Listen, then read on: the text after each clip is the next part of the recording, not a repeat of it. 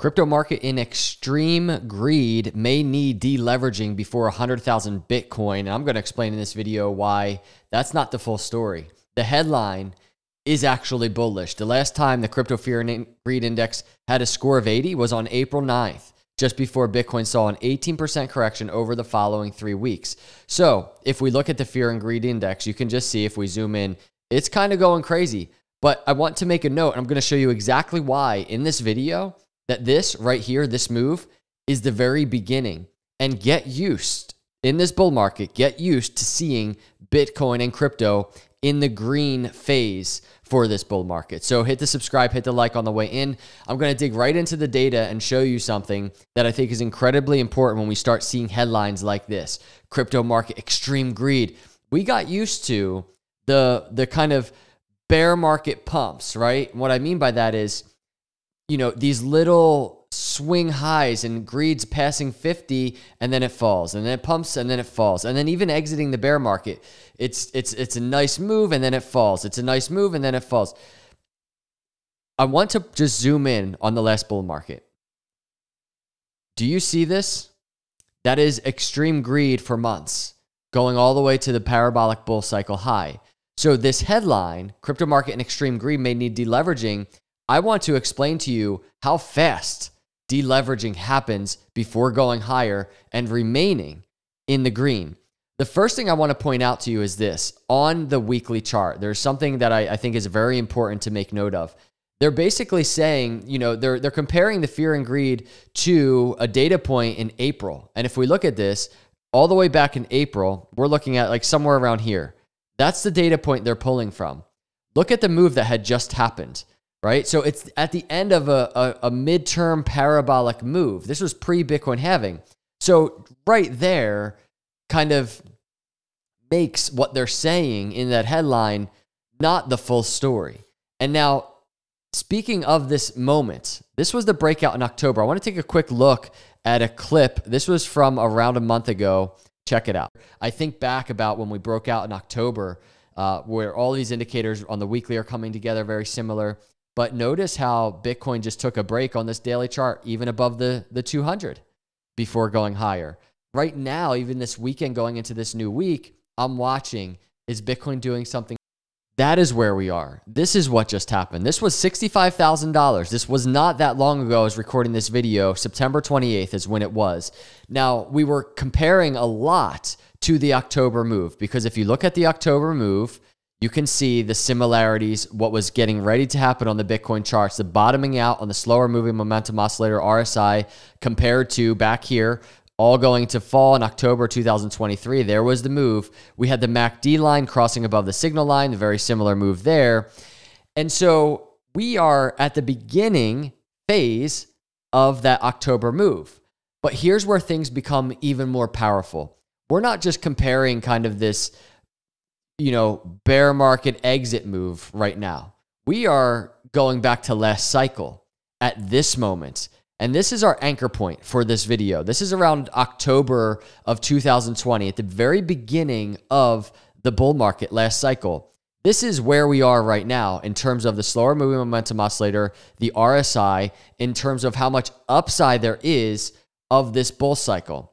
So what I want to do is I want to go over, we're going to look at the monthly chart in a minute to really see the power of this, but I want to go over here and I just want to show you the fear and greed index last cycle, okay? So we're talking about October being the anchor point. That is right where the fear and greed index kind of just took off. Do you notice a similarity right now in the fear and greed index compared to this moment? It looks very similar, just a nice breakout, but look what didn't happen. We didn't get just these massive, just all the way back into greed or into fear, right? This red area. It just kept going. Now, speaking to this article, it does talk about may need deleveraging. And that's what I want to show you on the daily chart. What could that look like, right? So as we zoom in on the Bitcoin daily chart, it is, you know, overextended from these moving averages. And this is where the moving average data comes into play. This is why I talk about it so often.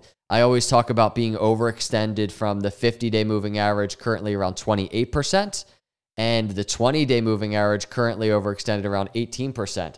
And you can just see it was hitting that sweet spot from the 50-day moving average to swing high 32% or so as I always say, 20 to 30% overextended, look for some consolidation. Look for some deleveraging in a bull market. But what does it look like? What could deleveraging look like?